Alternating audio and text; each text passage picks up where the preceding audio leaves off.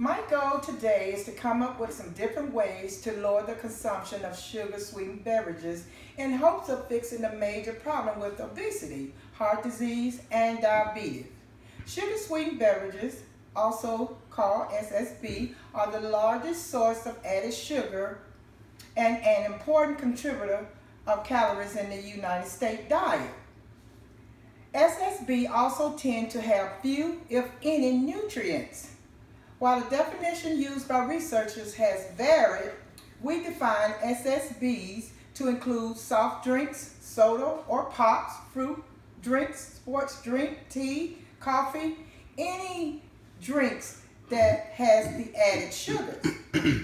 Now, knowing all of this, I think that each of us are responsible to get educated on this major problem at hand today. It's not just the state's problem, it's each one of our problems, and we should act as it is. What do you think will happen to the future of our kids if we don't find ways to eliminate the consumption of sugar beverages?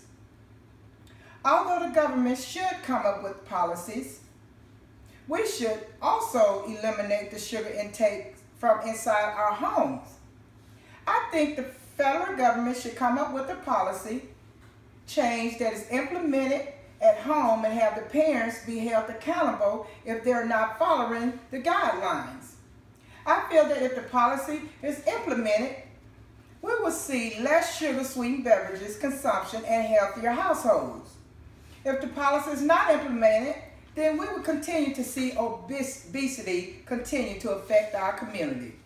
Now, I ask each of you to work together with one another, your school, church, and community to help come up with a solution to this epidemic.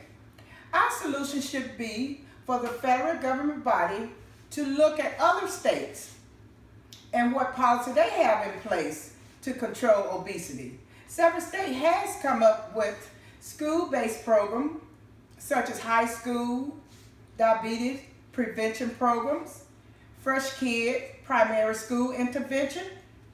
Now, New York City has also set policy in place that requires that drinking water be made easily accessible to children attending child care throughout the day. I personally think that the federal government should put a 15% tax on all sugar-sweetened beverages in hopes of decreasing consumption of these sugar-sweetened beverages. Now, my goal is to come up with different ways to lower the consumption of sugar-sweetened beverages. First, I suggested earlier that we start